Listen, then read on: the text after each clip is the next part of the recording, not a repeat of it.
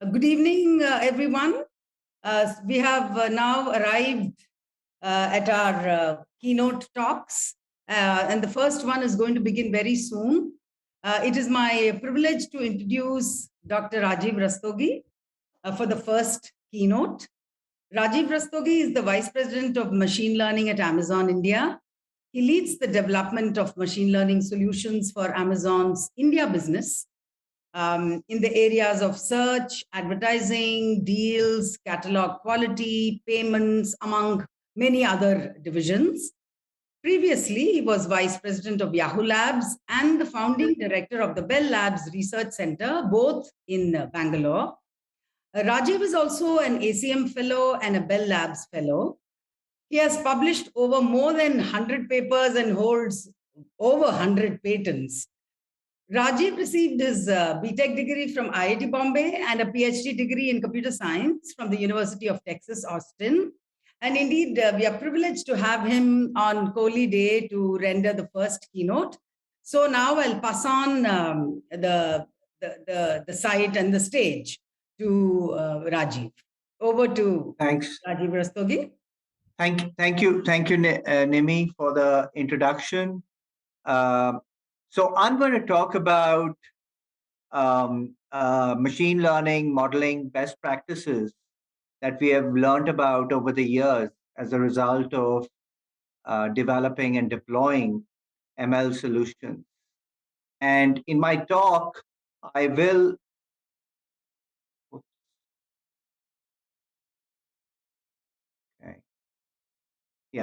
In my talk, I will cover 10 modeling best practices that are shown here on this slide. The first modeling best practice is to optimize directly for economic value as opposed to ML metrics, such as precision and recall. Now, we have seen customers complaining about damaged products and poor, expensive, excessive product packaging. This is not only wasteful and bad for the environment, but it also increases our packaging and concessions costs. Now, this slide shows the different types of packaging arranged in increasing order of costs. The packaging types on the right, such as corrugated boxes, are more expensive, but they lead to fewer damages and lower concessions. So there, as you can see, there is a trade-off here between packaging costs and concessions. Now, earlier, we used a rule-based approach to select the packaging type for a product based primarily on its category. But now we have switched to an economic value-based approach. So what do I mean when I say economic value-based approach? Specifically, we have developed an ML model to predict damage probability for a product given its packaging type. And now these different damage probabilities are then used to select the optimal package type for each product that minimizes the total cost of packaging and concessions paid for damaged shipments.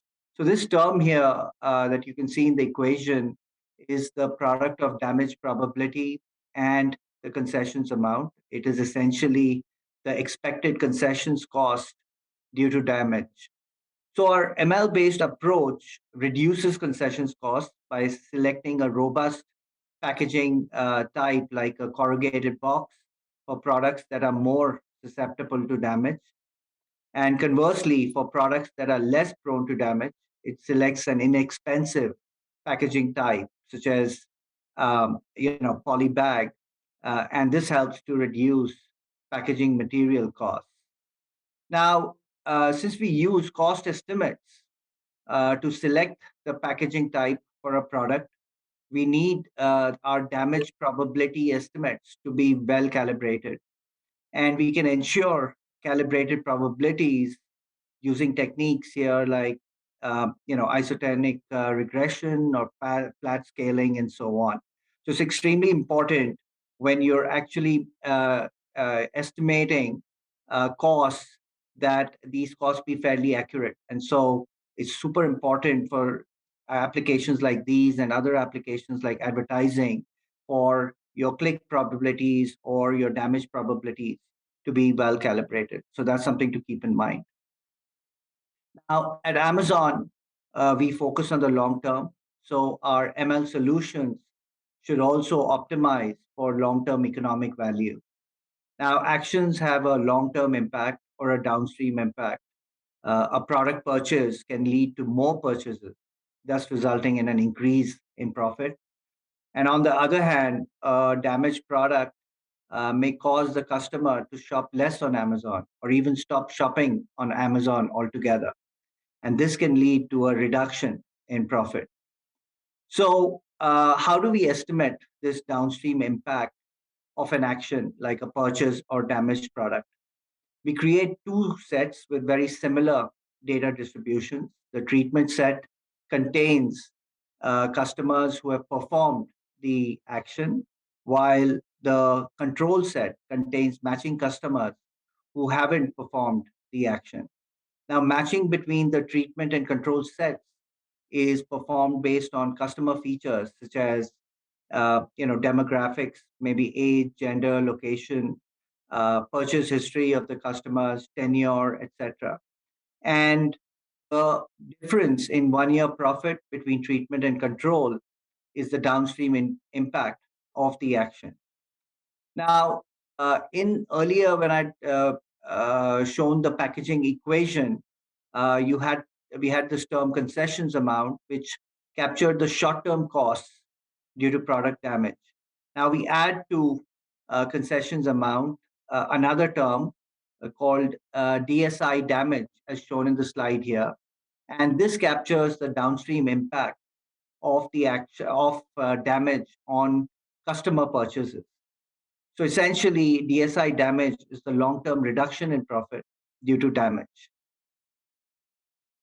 Third modeling best practice that I wanted to talk about is generating uncertainty estimates for predictions.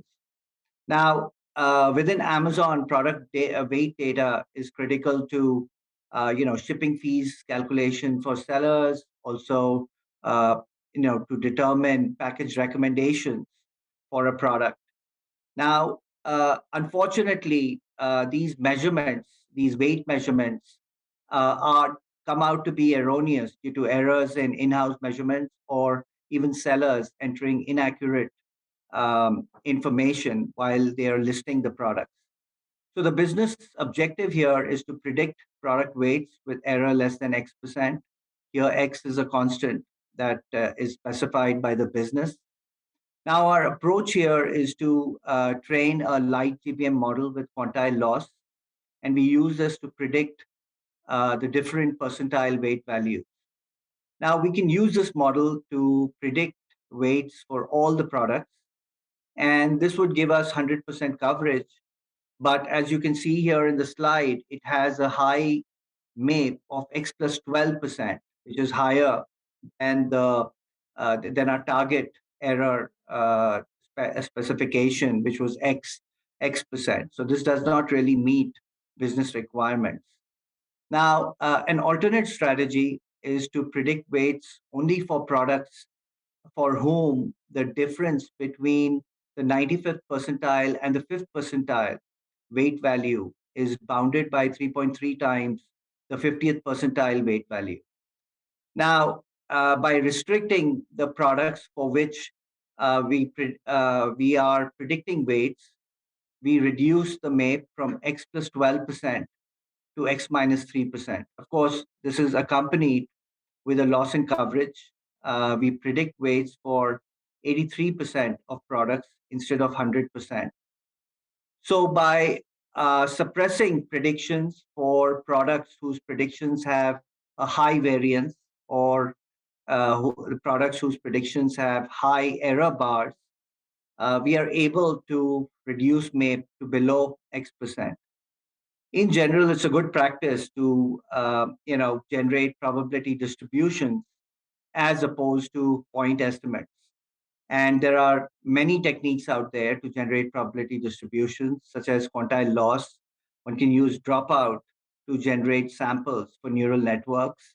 Dropout, as you know, zeros the output of each neuron with a certain probability.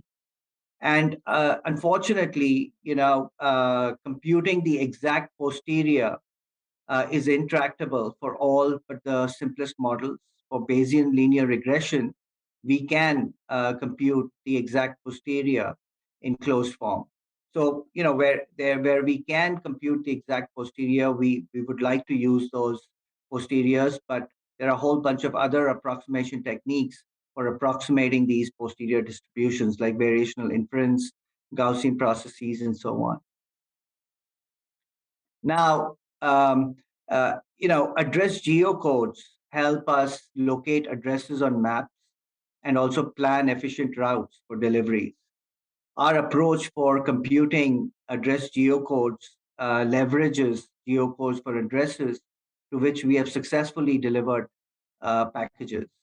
Now, for each address token, like here Marathali or Fountain Square, these are all address tokens.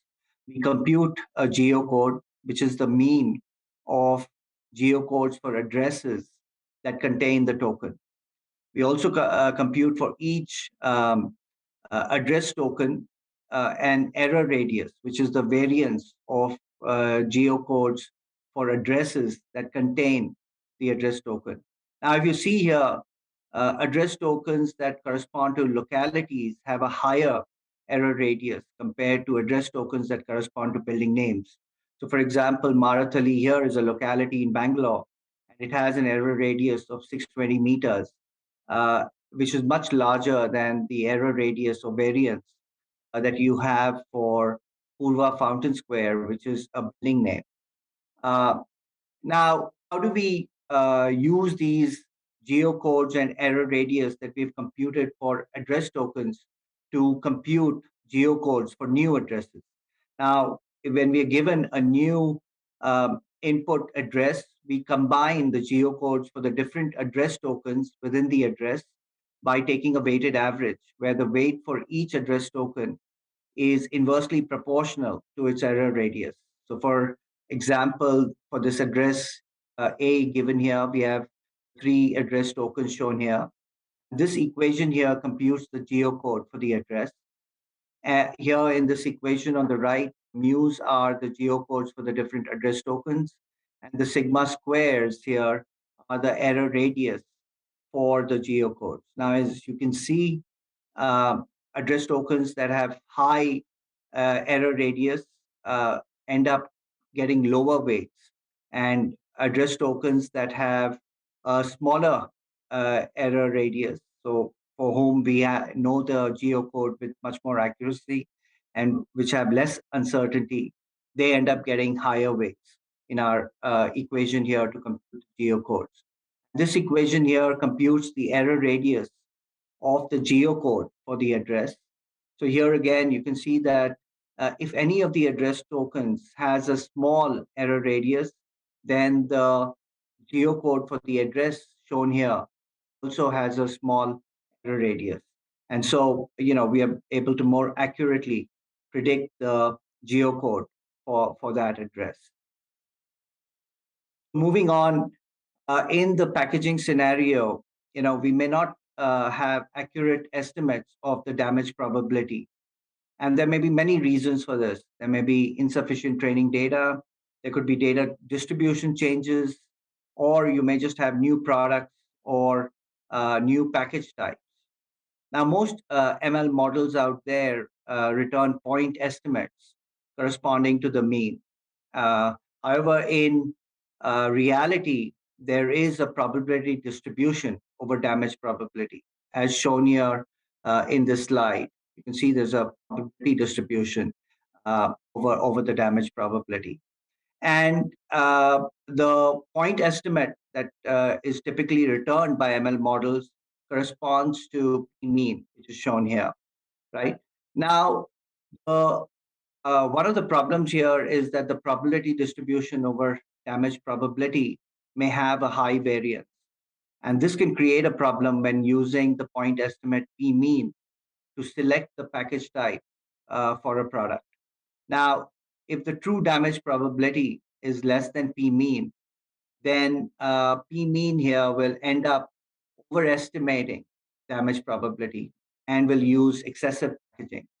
On the other hand, if the true damage probability is greater than P mean, then P mean will end up underestimating the damage probability and use too little packaging. So the question here is, how should we select the package type for a product when we have a probability distribution over damage probability? And our approach to this problem is to use Thompson sampling, which is an explore exploit technique. Now, Thompson sampling draws a sample from the posterior distribution over damage probability for each packaging type. And we then select the packaging type for the product that minimizes the total cost of packaging and concessions. So essentially here, Thompson sampling selects a package type if either it has a low damage probability, which corresponds to exploitation, or its damage probability has a high variance, which corresponds to exploration. Now, here, exploration is generating training examples which help to reduce variance of damage probability for the package type. So you need both a balance of you need both exploration as well as exploitation, and you need a good balance between the two, which is what Thompson sampling gets you. Moving on to the fifth modeling best practice, which is on generating explanations for predictions. Now, at Amazon, fulfilling an order involves multiple entities such as seller, customer, delivery associate, and so on. As a result, any of these entities may be responsible when an item goes missing. And it does happen sometimes. So, for example, if a customer complains that he or she has received a bar of soap instead of a smartphone, then it's possible that the delivery agent switched the product, or the seller shipped the bar of soap instead of the smartphone. Or you could have the customer, falsely claiming that he or she has received a bar of soap instead of the phone. So the problem here is to pinpoint the entity who is responsible for the missing item. Given that an item has gotten lost in the network, who's the entity who may be responsible for that item getting lost? Now, we use attention weights in neural networks to pinpoint the entity responsible for the missing item. And here, as shown in the slide, a seller, customer, and the delivery agent features for the order are input into the neural network. Attention weights alpha I are computed for each entity by applying a transformation function f to the hidden state for the entity as shown in the equation here. And the final probability of the item going missing for the order is then obtained by applying the sigmoid function to the sum of hidden states weighted by the attention weights. Now, these attention weights alpha I capture the likelihood that the entity is responsible for the missing item. Entities who are responsible for the missing item will have high attention weights, while entities who are not responsible for the missing item will end up with low attention weights. So once we have pinpointed the entity responsible for the missing item using these attention weights, we can trigger the appropriate actions, such as investigating the entity. Now, for the problem of detecting the entity responsible for the missing item, AUC of our attention weights model is 13% higher than than a sugar index based approach. Here, the sugar index for an entity is the fraction of orders involving the entity that result in a missing item. So, by using attention in neural networks, we are able to um, more accurately pinpoint the entity who may be responsible for a missing item in our network and do this with higher accuracy than simple sugar index based baseline. So, the Amazon product catalog in India has over 200 million products.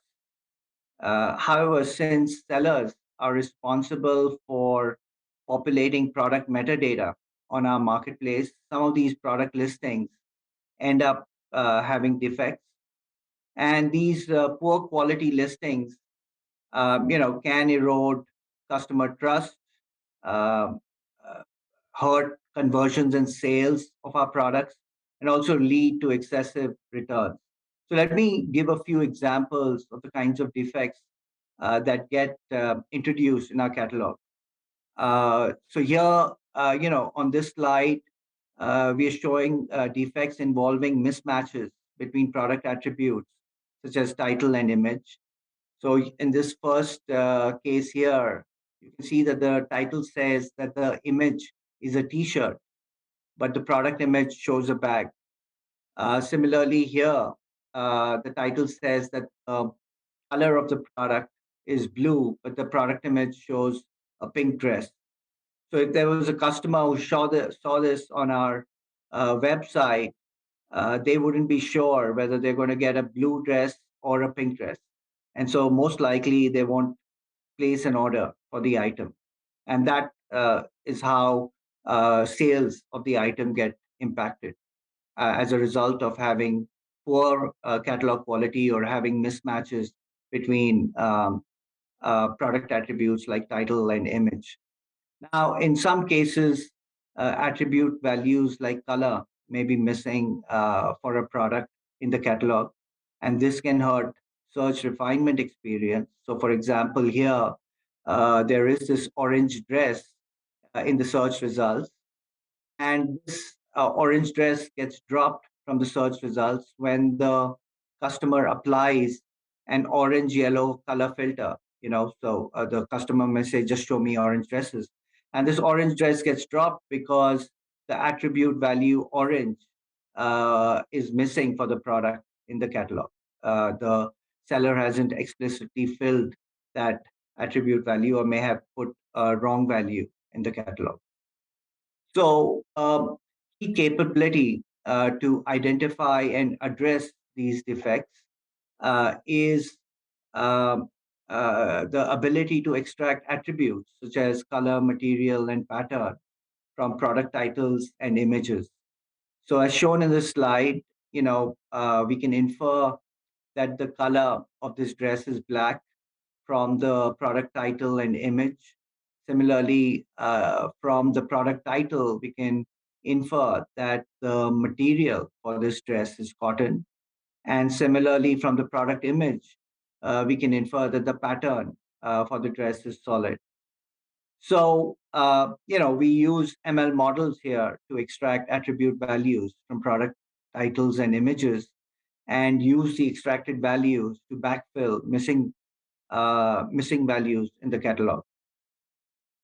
So let's see, how we go about extracting attribute values from product titles and images. Now, a simple supervised learning approach is to train a deep learning model to predict attribute values. And training data for the model is manually generated using the color attribute as an example. So you have human annotators who label thousands of images as red, blue, black, other colors, and so on. And using these label data, we train an image classifier that predicts the color for a given product image, as shown here. Now, as shown in the slide, we use exception as a model architecture for our image classifier. And what this does is it takes the product image and maps it to a compact embedding, which is then used for classification. Now, this supervised learning model has a recall of 64.1% at 90% precision. So, what is the problem with the simple supervised learning approach?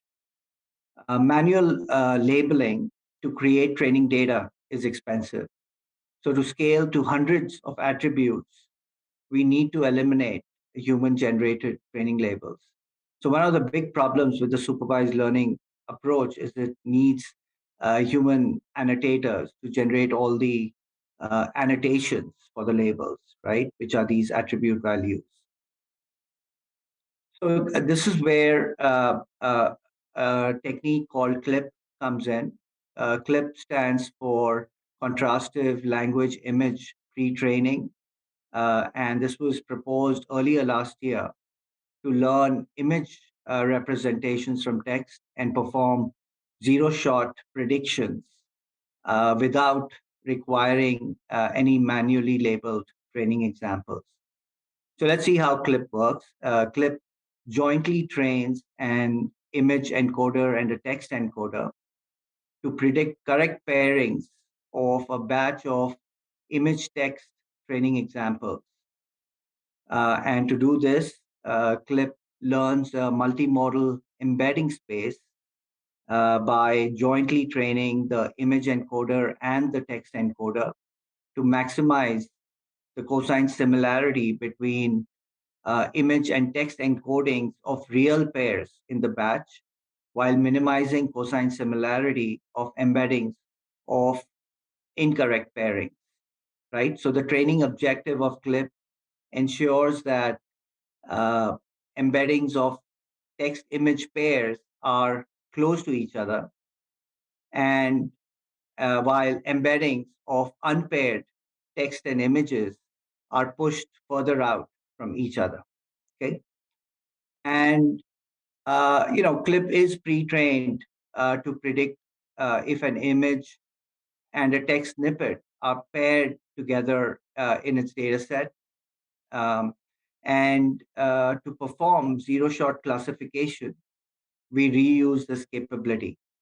So you're given a product image. For each attribute, we use the names of all the attribute values as the set of potential uh, text pairings, right? So you have all these different color names, and these become the different set of potential text pairings. And we predict the most probable image text pair according to CLIP. So in more detail, we first compute feature embedding of the product image and the feature embedding of the set of potential texts by their respective encoders. We then predict the attribute value with the maximum cosine similarity of these embeddings. Okay, so this is how the zero-shot inference works. So there's no manual training labels here. We select the attribute value whose name's embedding is closest to the image's embedding. Okay. Now, CLIP has a 47.3% recall at 90% precision. And, the performance of CLIP is worse than supervised learning. And this is because CLIP is pre-trained on 400 million image text pairs collected from a variety of publicly available sources on the internet. Specifically, it's not really trained on e-commerce data or Amazon data. And so that's one of the drawbacks, which is causing the performance of CLIP to be much worse than supervised learning. So let's see how we fix that. Since we're using CLIP to predict attribute values for product images, we pre-train CLIP on product image title pairs in our catalog. And now we can use the pre-trained CLIP model to predict attribute values for a product image, just like was explained earlier using the zero-shot inference technique.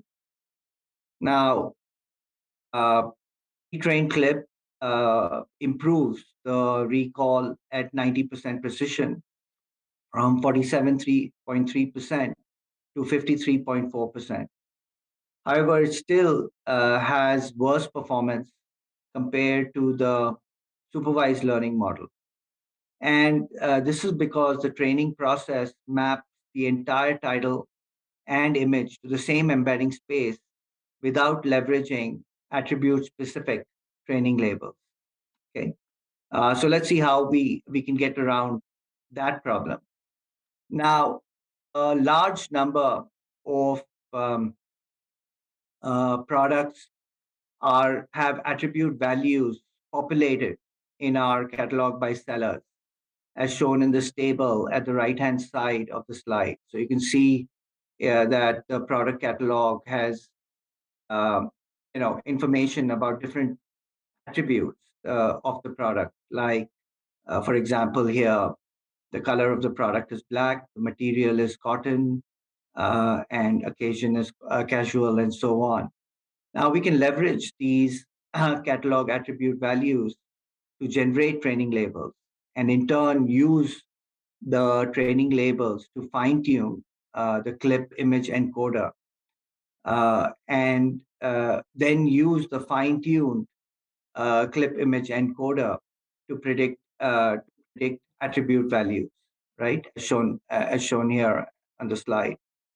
Now, even though these catalog labels may not be as accurate as manual annotations, fine tuning clip using the catalog labels further improves recall at 90% precision from 53.4% to 63.4%. So there's a huge 10% increase in the recall as a result of leveraging these attribute values that we have in the catalog and using them as training labels to fine tune clip.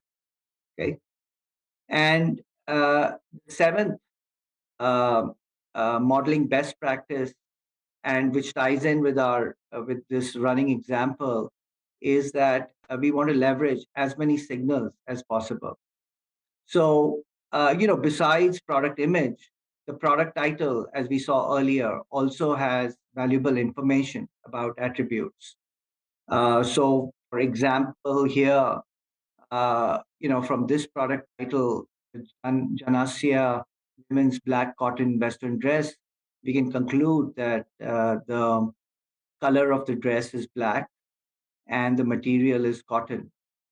So instead of only fine tuning the image encoder, we fine tune both the text encoder and the image encoder using catalog labels.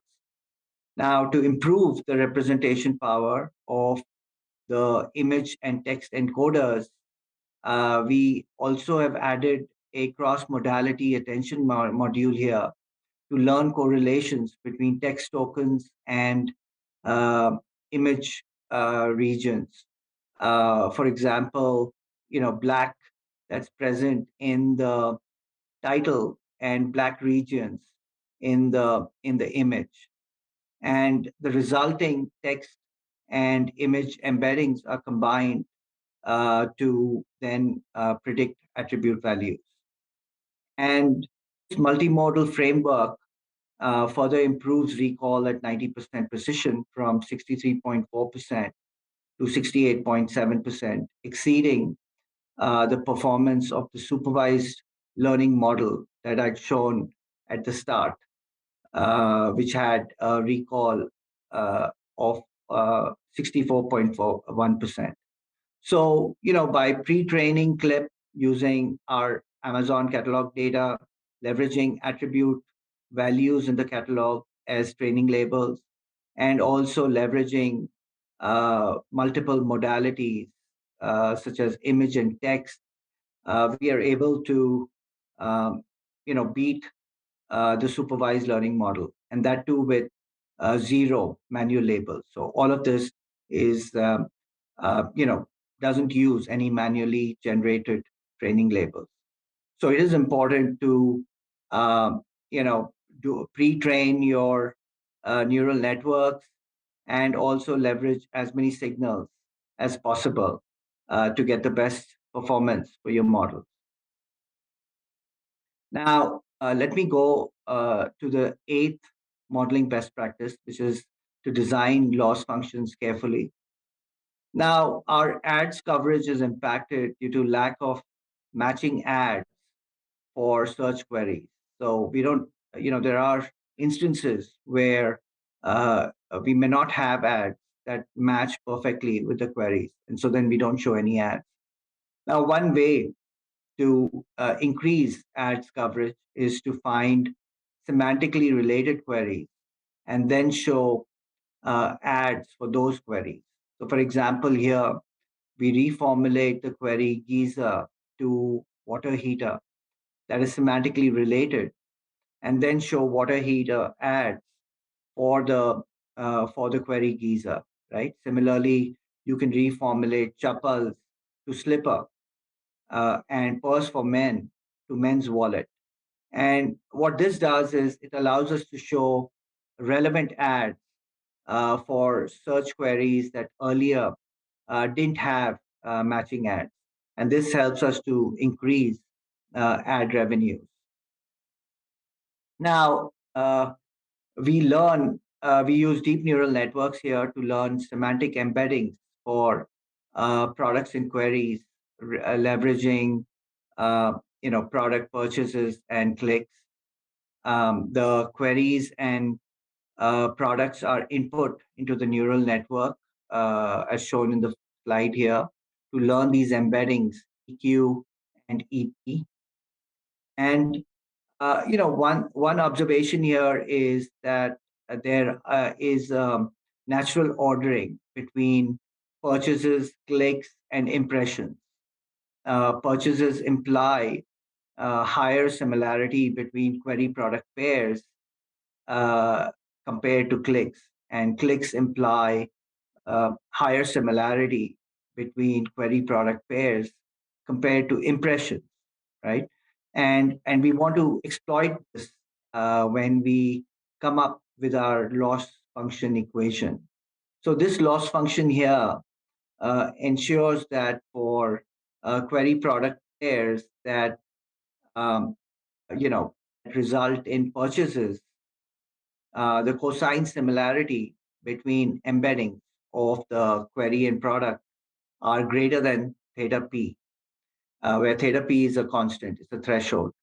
And to see that, y here is the cosine similarity between the um, embeddings of the product and the query. And, this term, the loss function, has a minimum value of 0 when y is greater than theta p. And so, that term is minimized when the cosine similarity between the query and product embedding is greater than theta p. Similarly, the loss function ensures that query product pairs that result in clicks, the cosine similarity is greater than theta c, where theta c is another constant, which is smaller than theta p. And finally, for query product pairs that result in impressions, the cosine similarity between the embeddings is less than theta c. So, using this loss function, we are able to compute embeddings for queries and products, leveraging purchases, clicks, and impressions. And for query pairs, we use these query pairs with very similar embeddings to then reformulate the query.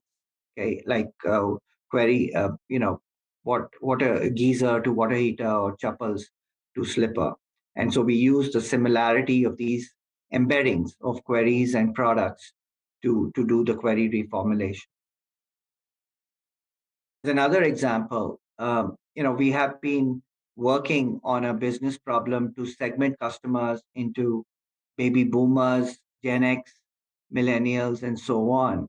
And here, a simple approach is to um, treat this as a multi-class classification problem. Input to the classifier are the customer features, your purchase, browse, searches, and the output is the class label that you're looking to predict, like boomer, Gen X, and so on. Now, a key observation here is that this is, there is an ordering between the class labels. Boomer is greater than Gen X, and Gen X is greater than millennials, and so on. So this is an ordinal regression problem. And so here we introduce new threshold values, beta 1, beta 2, beta 3. We want the score for boomer to be greater than beta 1, the score for Gen X to be between beta 2 and beta 1. And these threshold values can be learned. And um, we can reduce an ordinal regression problem to a binary classification problem. For each training example, we have additional features. They are shown in yellow here. These are additional feature values corresponding to the threshold values, beta 1, beta 2, and beta 3. We also have a class label for a binary class label for each example, which can it's a value of +1 and 0, 1. Now, the weights for these feature values correspond to the threshold values beta 1, beta 2, and beta 3. And these are learned along with the weights for the other features X. So let me talk about the last two modeling best practices in the time I have left. Quality is a key driver for fruit and vegetable purchasing decisions and a critical factor for customer satisfaction. Now, having humans grade the quality of fruits and vegetables by manually examining each individual piece of produce is not scalable to millions of quality assessments per day. So we have, built a computer vision based grading solution that analyzes produce images to detect defects such as cuts, cracks, pressure damage, etc., for products like tomatoes and onions. Now, the first model that we trained to detect defects had very low accuracy. And on diving deep, we found that um, uh, annotations of defects by human annotators were extremely noisy. In fact, two annotators had an agreement of only 20% on annotated defects. So, our approach here is to train a model on the first round of annotations. We then identify defects with disagreements between the model predictions and the human annotations and surface these defects with disagreements to human annotators for a second round of annotations. Now, model that's trained on the second round of annotations has a 5% higher F1 score compared to the model that was trained on the first round of annotations. And the final, modeling best practice is to look at bias and correct it in training data. So this is a common problem. For example, in the attribute extraction problem from product titles and images that we looked at earlier, the training data was created using attribute values for products that were present in the catalog. So, the training data may have a higher concentration of products from top sellers and top brands. So the distribution of products in the training set may be very different from the overall product distribution from for which we are looking to extract attribute values. So here, to correct selection bias, we want to weight every training example by the inverse of its propensity to be included in the training set. And we can estimate this probability of an example being included in the training set by training a classifier. So input to the classifier would be product features such as, title, brand, category, image, etc. And the target label to predict would be whether the attribute value for the product is present in the catalog. And so, with that, let me conclude by just showing the slide with the 10 modeling best practices that I talked about. And these are, as I mentioned earlier, best practices that we have learned at Amazon as a result of building ML models and putting them in production. And I'm happy to take any questions that people may have. Thank you. Yes. Thank you so much, Rajeev. I'm sure the more technically minded people listening to you are far more engaged with this. I'm a social scientist, so I didn't get much of the technical detail, but I did have a question in mind, but I would want others. I'll throw open the question to the viewers here. So anybody wants to ask and unmute? Yeah, can I ask a Go question ahead and now? ask. Yes. Yeah. Hi, Rajeev. Good presentation. Can I ask you a question? I mean, this is Sure. these kind of techniques. Is there a rough estimate you can tell us? It saves money in the 1% range, 10% range. Is there any? How big is this in these kind of decisions in the big picture of Amazon? Is there any estimate of that you can share with us, which would give us some indication? I mean, not commercial details. Yeah. I mean, it's we do quantify every year, the impact that these techniques and the models that we've launched have on the business. Uh, you know, uh, our estimates come to even around 5% of revenue boost is provided by machine learning, and even close to or exceeding 0.5% of cost savings. So the impact is pretty substantial. That's amazing. Yeah, I think all your salaries are paid for several times. Yeah, no, ML, there is a reason why there is so much interest in ML. I don't think it's a hype. I think it makes there's a huge impact in the real world. And if you're talking about $100 billion business, 5% is $5 billion. It's huge. Yeah, I think Charu has a question. Maybe she can ask.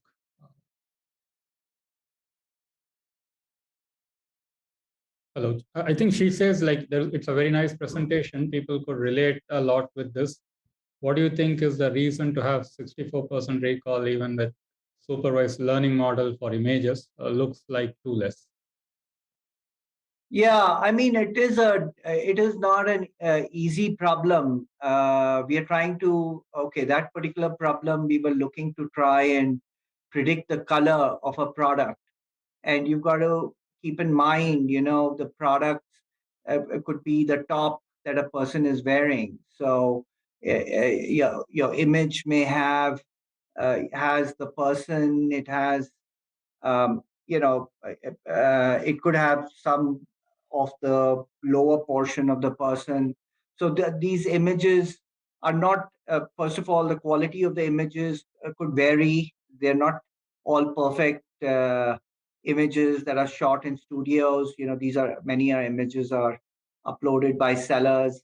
And then, products could be things like a scarf that somebody is wearing, a model is wearing, and you're trying to predict the color of the scarf, right? Or you're trying to predict the pattern of the dress, of the skirt. And sometimes it's possible that the models get confused between, are not able to focus on just the specific product that we are looking at within the image, because the image may have multiple products.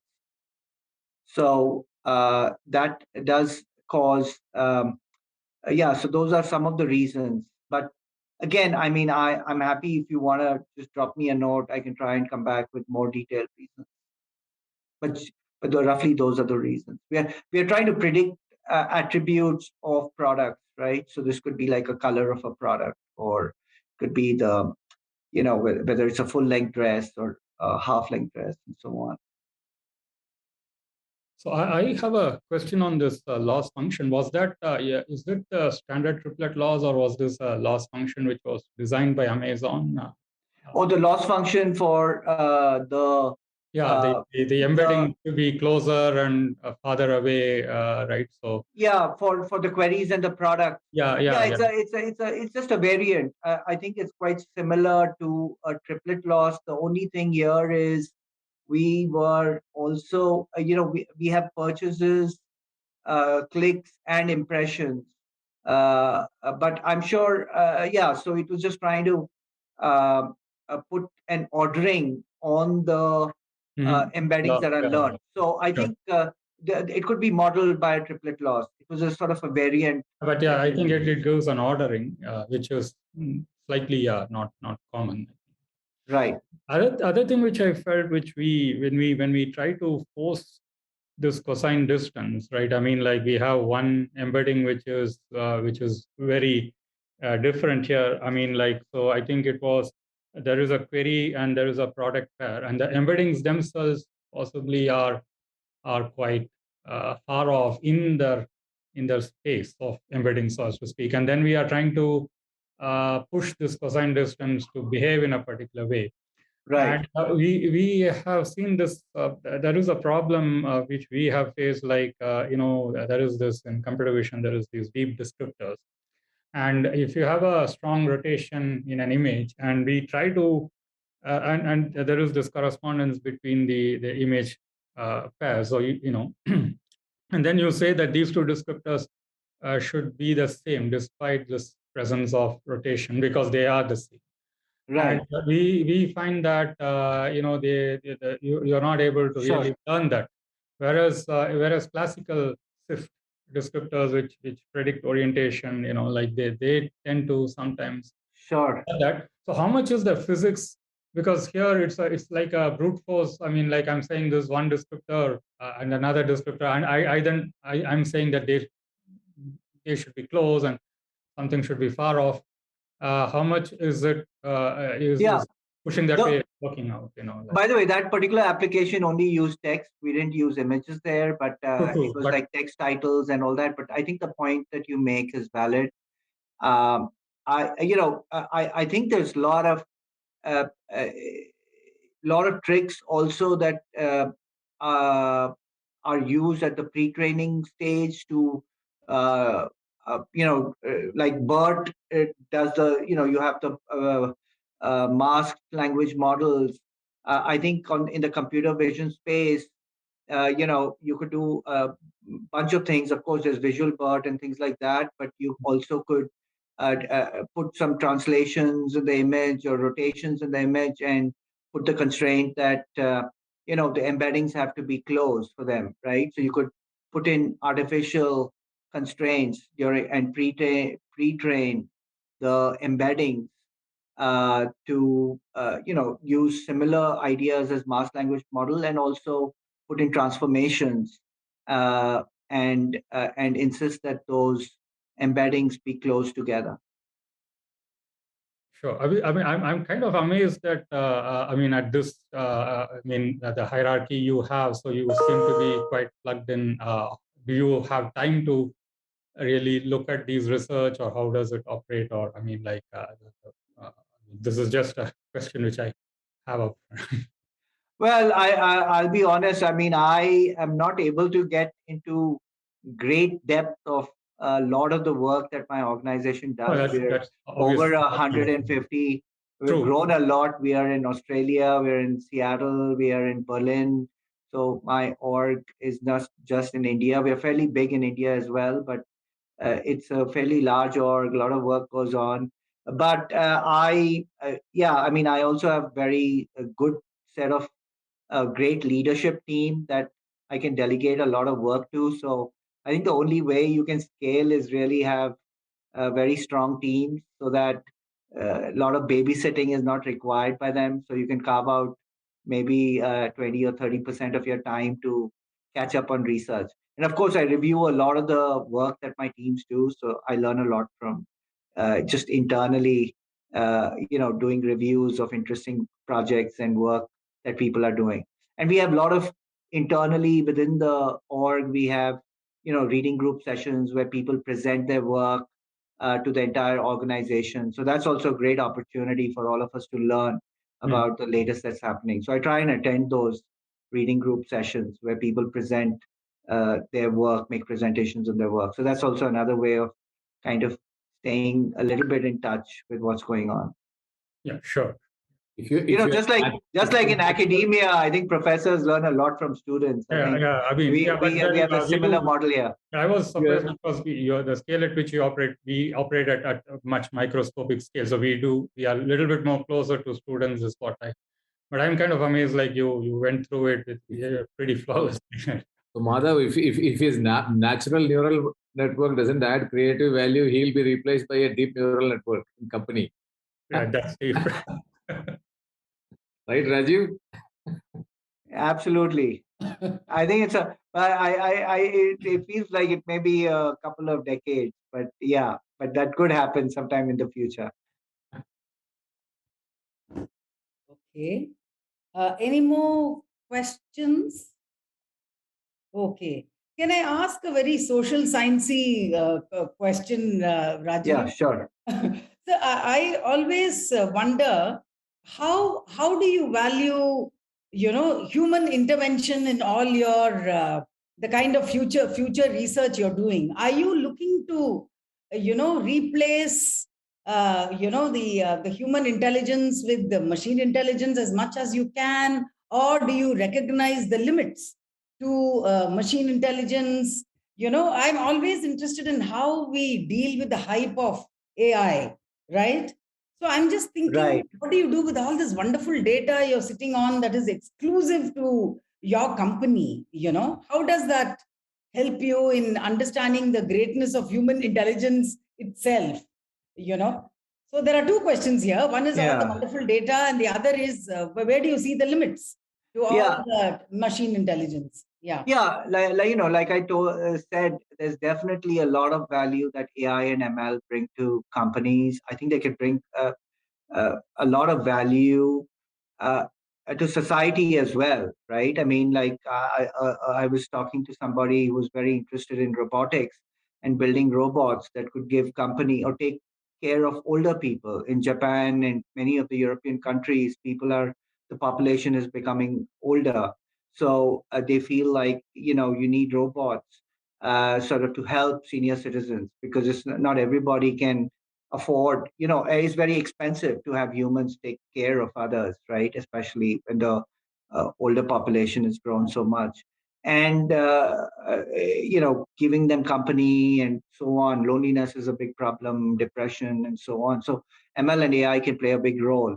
And of course, I mean, there are so many. I mean, what we have today is a very narrow AI, right? I mean, we don't have general purpose AI. We have like specific problems like image recognition or machine translation, where voice recognition, ASR, where machine learning solutions can actually match human performance or even beat human performance. But when you talk about general intelligence, like building a chatbot, right? A shopping assistant, for example, that's very difficult.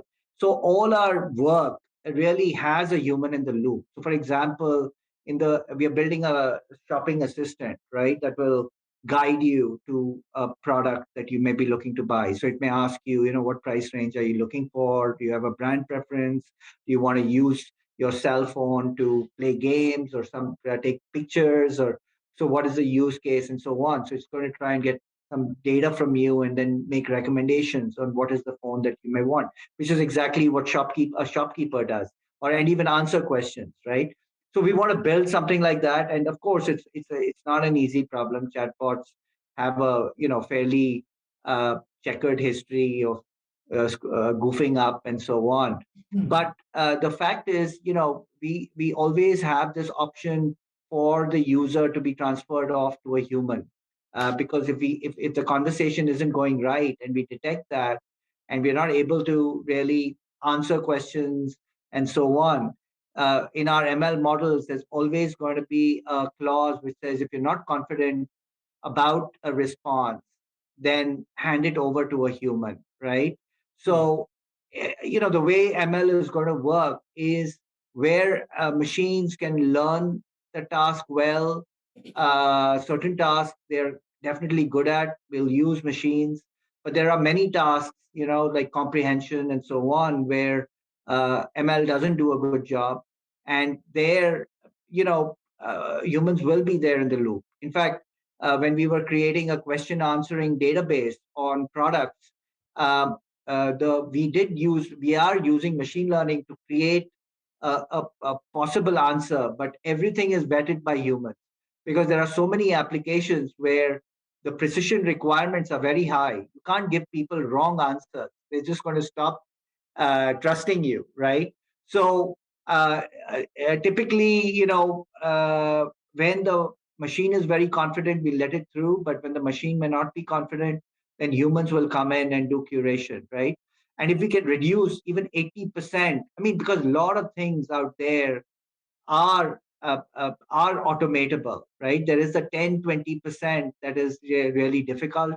So the way these systems will work is for your 80 to 20% of the effort will be taken care of by machine learning, and you will still have humans there for the 10, 20, or 30% of the effort, or the tasks that are too difficult for your machine learning systems to accomplish. So in the future, I mean, what I envision are hybrid solutions that involve both humans and machines.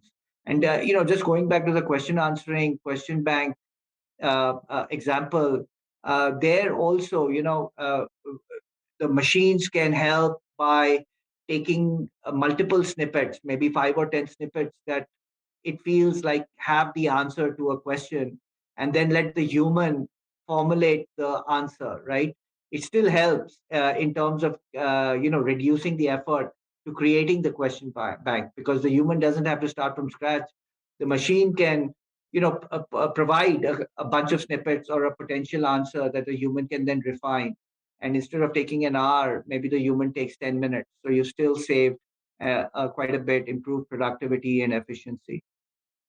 Yeah. Okay.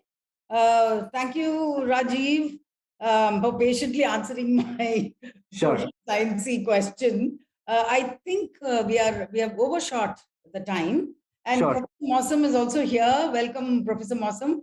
Thank you. Thank you, Rajeev. I think we will close your keynote and we will begin the next. Thanks so much. Thank you. Yeah.